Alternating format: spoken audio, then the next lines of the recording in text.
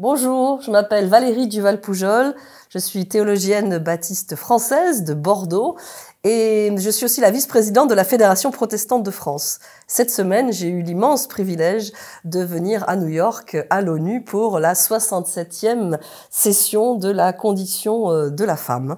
Et là, c'est vraiment l'événement majeur, mondial, où des milliers de femmes du monde entier viennent pour parler sur un sujet, échanger. Et donc, c'était un privilège de pouvoir venir et écouter. Bonjour, je m'appelle Linnea Main. Je suis membre et gardien de l'Église française du Saint-Esprit et je suis également représentant de l'Église épiscopale auprès de l'ONU. Et comme Valérie, j'ai passé la semaine à la commission sur la condition de la femme à New York pour cette grande conférence. C'était la 60e session, comme Valérie vient de dire, et on a passé toute la semaine à assister aux événements, les séances officielles, ainsi que des événements d'à côté, et pour moi-même aussi avec une délégation de l'Église épiscopale de 9 personnes.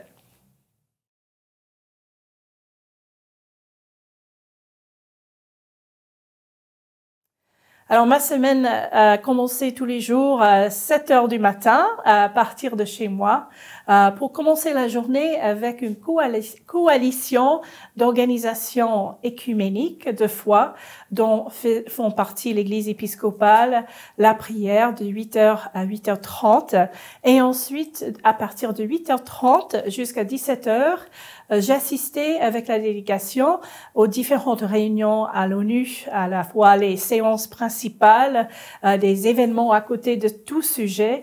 Le thème cette année, c'est l'innovation, la technologie et l'éducation dans l'époque digitale pour l'égalité du genre et pour l'avancement des femmes et des filles. Donc, tous les sujets passaient là-dessus. Et on a assisté, je ne sais pas, peut-être une trentaine, quarantaine de réunions sur ce sujet. Notre délégation suit de très près le document qui va sortir de cette réunion et dont on commence seulement cette semaine les différentes discussions et on a appris beaucoup de détails sur l'état actuel de l'époque digitale par rapport aux femmes dont on parlera, je crois, prochainement.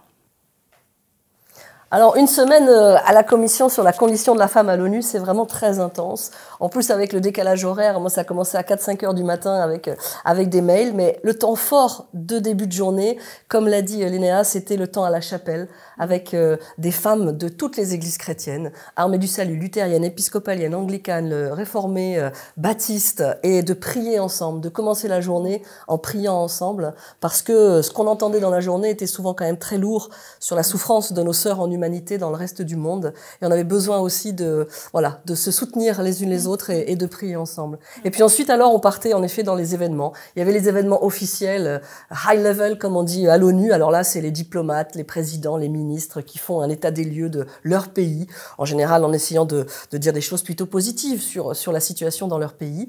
Et puis, il y a les ONG qui, en parallèle, proposent plus de 700 événements dans des tas de lieux autour de l'ONU. Donc, on appelle ça le forum parallèle des ONG.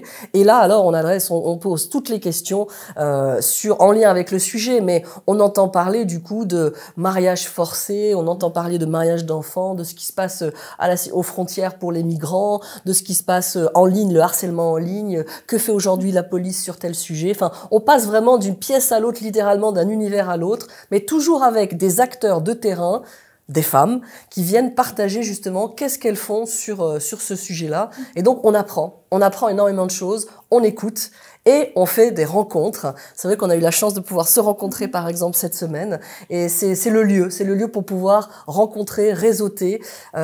C'est exceptionnel d'avoir en un même lieu autant de femmes. Oui, il y a quelques messieurs, mais c'est vrai que c'est surtout des femmes qui viennent du monde entier et des femmes qui ont envie de changer le monde. Et ça fait du bien, parce que du coup, des fois, on se sent un petit peu seul avec cette aspiration. Et là, on est dans une pièce avec 1000, 2000, 3000 femmes qui ont envie de changer le monde. Et ça fait vraiment du bien.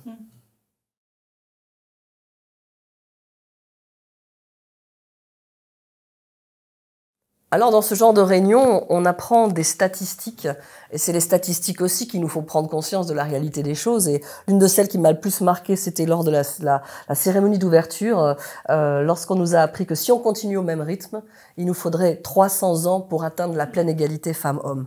300 ans. Et que donc, évidemment, on était bien loin du compte. Et donc, c'est ce genre de statistiques qui aide à faire prendre conscience des choses. La difficulté pour les jeunes filles à avoir accès à l'éducation, et en particulier aux matières scientifiques, à la technologie, à Internet, alors que 90% des métiers vont avoir une dimension digitale, alors que, évidemment, il y a une vraie difficulté pour l'accès. Et par exemple, on nous a aussi dit ce chiffre-là, le nombre de prix Nobel scientifiques tenus par des femmes, 3%. 3% des prix Nobel des sciences seulement par des femmes. Et donc, on voit bien encore toute la marche de progression. Donc, moi, ce que je retiens, c'est d'une part des statistiques affolantes, effrayantes, qui disent bien l'écart technologique encore entre l'accès entre hommes et femmes à toutes les nouvelles technologies, mais aussi le nombre de femmes qui se mobilisent pour essayer de faire quelque chose et de changer, de faire des propositions. Il y a non seulement l'inégalité actuelle à l'accès, mais il y a aussi l'inégalité dans la conception des applications, de toutes les nouvelles technologies. Et si déjà même dans la pensée de la nouvelle technologie, il n'y a pas des femmes qui sont dans l'élaboration, alors on va se retrouver avec la même aberration que lors de la conquête de l'espace, quand les femmes sont devenues astronautes et que les combinaisons ne leur convenaient pas parce qu'il n'y a que des hommes qui avaient fait les dessins des combinaisons. Et donc on voit bien là la double difficulté, non seulement qu'elles accèdent aux technologies, mais qu'elles puissent aussi être parmi ceux qui vont façonner la technologie de demain, parce que cette technologie-là, à son tour, nous façonne aussi. Alors, c'est difficile, d'après tout ce qu'on a entendu pendant la semaine, de choisir quelques points clés. Je pense pour moi, comme on est appelé à répondre de façon personnelle, je suis là surtout pour faire le plaidoyer de la part de l'Église épiscopale et aussi de former les gens qui viennent pour représenter l'Église. Nous avons 3 priorités: croître l'accès pour les femmes aux différentes technologies, surtout les groupes de femmes et de filles qui sont marginalisées. Deuxièmement, d'assurer la sécurité et les droits humains des femmes et des filles qui connaissent, je crois que la statistique, c'était 20 fois plus de violences en ligne que les hommes. 27, j'ai même entendu. 27 fois plus de risque d'être harcelé 27 en fois ligne. Plus de violence en ligne par rapport aux hommes, et aussi d'assurer l'égalité de l'éducation entre les différents genres. Et qu'est-ce que c'est l'égalité des genres, de vraiment faire cette éducation? Après tout, je crois pour moi, ce qui compte le plus, c'est de voir le changement à travers le Saint-Esprit dans ceux qui viennent pour la première fois à l'ONU et qui apprennent à utiliser leur voix et leurs expériences pour parler de comment ils sont affectés personnellement. Et même dans notre délégation, nous avons eu des difficultés sur la technologie. On avait des femmes un peu plus âgées qui avaient des difficultés à suivre parce qu'on utilisait des apps pour se communiquer, comme WhatsApp par exemple. Et puis, nous avons eu nous-mêmes des problèmes de technologie parce qu'on était une délégation hybride. Parfois, on ne pouvait pas se connecter. Il y avait des problèmes linguistiques. Donc, on vivait en vrai. C'est comme si le Saint-Esprit venait lui dire, voilà, je vais vous montrer à travers la délégation quelles sont les difficultés qui sont confrontées par tout le monde, même au sein de la délégation. Je sais que pour une de nos participants, un point fort, c'était de rencontrer à travers l'écran 2 femmes d'Afghanistan qui vivaient dans leur sous-sol et qui étaient en live stream, comme on dit c'est une espèce d'anglicisme peut-être, qui assistaient en vrai à la conférence, même avec toutes les difficultés de participation, de risque pour leur propre vie, d'apparaître sur l'écran à l'ONU. Et c'était un point très très fort de sentir leur souffrance qu'elles ne pouvaient même pas voir le jour. Ils sont tellement réprimés là-bas. En ce moment, ça nous a beaucoup touchés. Donc, les enjeux sont énormes. Nous savons que il y a des milliers de personnes qui assistent à cette conférence, 8700 ONG, je crois, qui sont enregistrées, ainsi que des délégations nationales de 193 nations dans le monde qui envoient parfois jusqu'à 100 délégués par délégation nationale et 3 ministres. Et pourquoi est-ce qu'on a tant d'intérêt pour cette conférence qui normalement est dans les milliers? On nous dit que pour la première fois, c'est la première fois depuis 4 ans qu'on peut y assister en personne après la pandémie, la première conférence hybride, mais aussi qu'il n'y a pas en fait de gouvernance globale sur tout le monde digital. Et les discussions que nous entendons vont à la fin avoir comme issue un document qui ira à l'Assemblée générale pour ensuite la formation d'un compact global digital l'année prochaine, 2024 à l'ONU. Donc c'est très très important. On est en train de décrire et de définir ensemble un nouveau compact mondial digital. Voilà.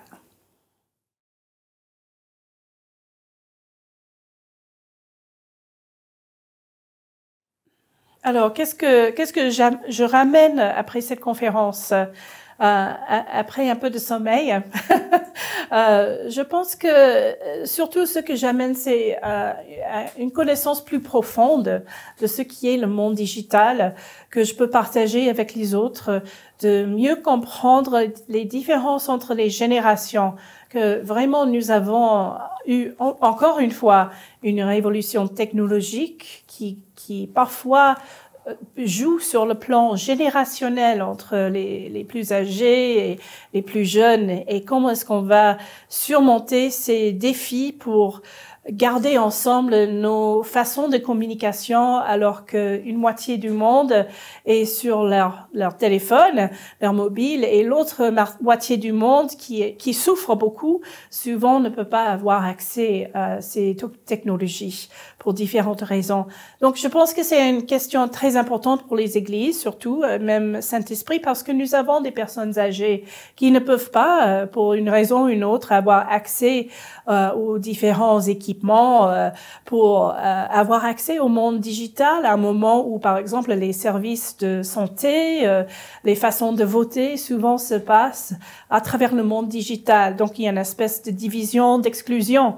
Et si on ne fait pas partie si on comprend pas bien cette différence, on risque de marginaliser à nouveau ceux qui sont les plus pauvres et ceux qui sont déjà en situation précaire. Et je pense que les églises, surtout, ont besoin sont une des institutions qui répondent à ces différences et qui essaient de donner des soins à tout le monde, et que nous avons un rôle très important pour rappeler au monde qu'il n'y a pas tout le monde qui a accès à l'époque digitale, même si l'équipement est universel, par exemple, aux États-Unis.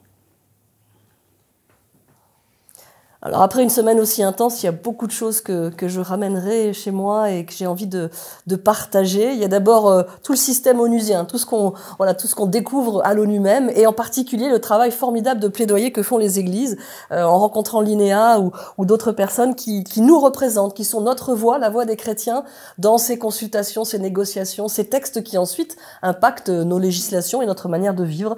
Donc je repars avec ce sujet de prière, de prier vraiment pour ces personnes comme l'INEA qui sont notre voix là à l'ONU.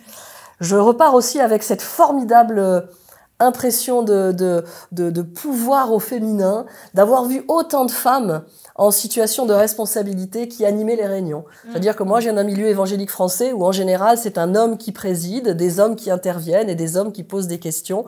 Et là, je pouvais être dans des réunions où c'était une femme qui présidait la réunion, des femmes qui étaient dans le panéliste, et ensuite des femmes qui posaient les questions. Et c'était vraiment très intéressant de voir autant de femmes au plus haut niveau, parlementaires, députés, présidents de leur pays, présidents de banques, PDG, dans tous les domaines de la société, ONG, etc.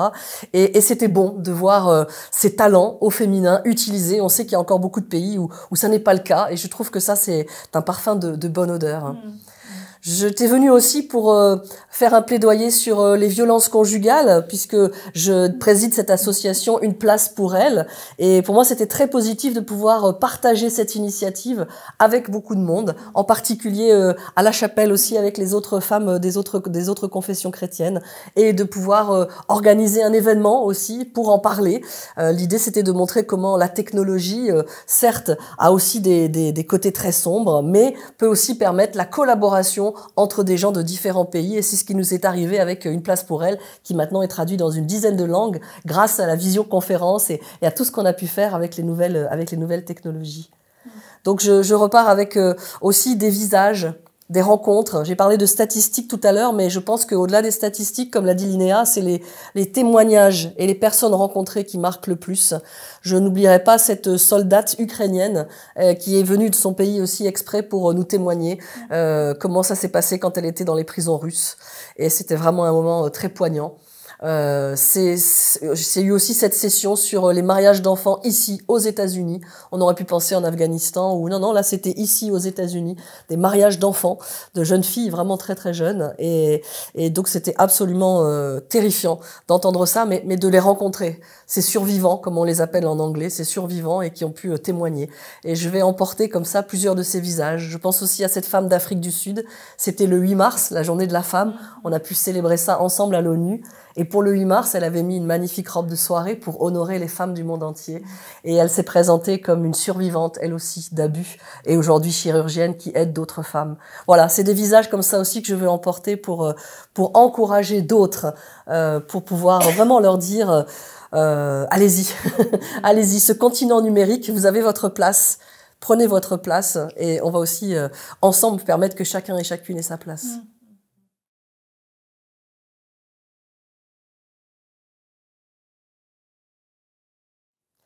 Une des choses qui a été clairement partagée, c'est que la technologie n'est pas tout à fait neutre. Et bien sûr, elle est le miroir de notre société. Dans notre société, il y a actuellement inégalité entre les hommes et les femmes et beaucoup de violence à l'égard des jeunes filles et des femmes. Et la technologie, pour l'instant, est le reflet de ça. Donc on peut espérer et rêver que, après une consultation comme celle-là, qui a pris le pouls de la situation, dans 5 ans, il y ait eu davantage de régulation pour permettre justement que cet espace, parce que c'est pas juste un moyen, c'est un espace, un continent, que cet espace soit un lieu sûr pour tout le monde, et en particulier pour les femmes et les jeunes filles. Et donc ça passera évidemment par des régulations, notamment des grosses compagnies et de la Silicon Valley, mais c'est aussi l'éducation de chacun et de chacune d'entre nous. Comment est-ce que on va du coup se laisser façonner ou pas par ces technologies? Est-ce qu'on va continuer aussi à vivre le présentiel, le réel? Je crois que dans 5 ans, on peut souhaiter aussi que le réel continue à vraiment être important. On l'a bien vu avec la pandémie, comme on a eu soif aussi de vrais contacts, et que donc on ne passe pas non plus au tout numérique, mais qu'on continue aussi à valoriser le réel. Et là, les églises auront évidemment un rôle aussi à jouer pour une dimension très incarnée et très fraternelle. Comme Valérie, merci. Je crois que à l'avenir, on va voir un monde normalement à la sortie de cette conférence, comme on a dit auparavant, il y aura une espèce de pacte global, pacte mondial digital à l'avenir qui gérera un peu plus tout ce qui se passe en ligne, qui pour l'instant est géré plus ou moins par les entreprises de Silicon Valley. Donc, c'est pas du tout réglé par les gouvernements, non, que ce soit hommes ou femmes ou autres. Et donc, cette conférence va aider beaucoup à aller vers ce sens au sein des discussions onusiennes à l'avenir. Donc, nous faisons partie. Quelque chose qui m'a beaucoup frappé, c'est que j'assiste depuis une dizaine d'années à ces conférences, et la violence contre la femme et les filles est toujours un sujet énorme. Chaque année, quel que soit le sujet en question, je crois que la statistique de deux femmes sur 3 connaissent un type de violence contre la femme pendant leur vie. Donc la plupart des femmes sont affectées par cela, et ça continue en ligne. Donc je crois que un défi à l'avenir qui reste toujours. Il y en a deux. Une, c'est la marche vers l'égalité entre les genres, comme on a discuté les 300 ans à cette vitesse qu'on vit actuellement. C'est pas acceptable pour nous qui font partie de la moitié de la population. Et aussi les normes, violences dont connaissent les femmes, quel que soit leur pays, quelle que soit leur génération. On appelle ça la pandémie, la deuxième pandémie. La pandémie de l'ombre, a dit le secrétaire général. Voilà, la pandémie de l'ombre, cette violence contre les femmes qui persiste, quelle que soit la situation ou le pays ou la génération même. Je suis contente, je suis vraiment fière de travailler au sein de l'ONU parce que c'est le seul forum mondial où on est en dialogue avec ceux avec lesquels on ne partage pas les points de vue.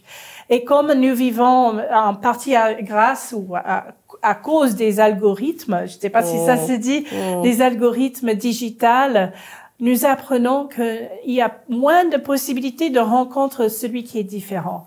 Et pourtant, Jésus nous appelle à aimer nos ennemis et à servir tout le monde.